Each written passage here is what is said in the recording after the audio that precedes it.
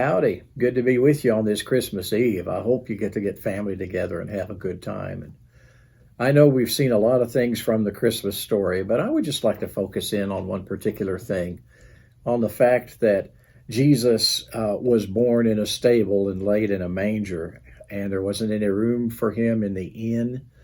Of course, a whole lot of people had come in because of the census and places were crowded. But you know, there are two different words that are translated inn or hotel, if you please. One is pandokaion, which we get from the story of the Good Samaritan. And that was a pretty nice place for people to stay. Kind of expensive and really well put together. And then there's the word kataluma, which was the word that's used in Luke chapter 2 to speak of where the inn was supposed to be, where they were trying to go with Jesus. And that's a word for a place that just has four walls, sometimes not even a roof. And it's all open in there where several families are lying there together, and even animals would get in there. And so that's the place that they were trying to find, and they couldn't find that, of course, and he was born in a stable and laid in a manger.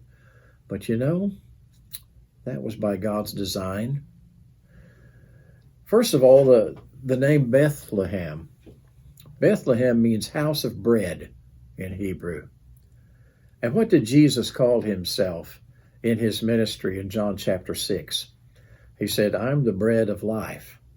And if anybody eats this bread, he will live forever.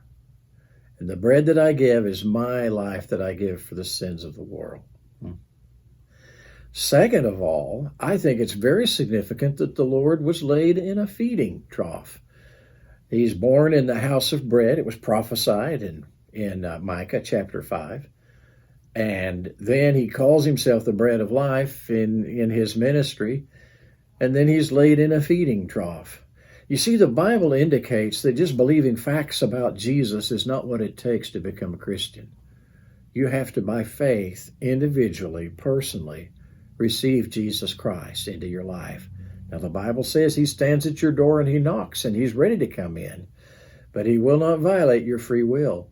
You must yourself be willing to accept Jesus Christ into your life. Listen to John 1:12. As many as received him, to them he gave the power to become sons of God. Yeah. I hope that if you have not, that you will receive this bread of life, Jesus Christ, who deliberately took on flesh, dwelt among us, and then on purpose went to the cross, just so that he could have an everlasting love relationship with you and me. My prayer for you is, if you have not, that you will, by faith, welcome Jesus Christ into your heart. God bless you. Have a good Christmas. Bye.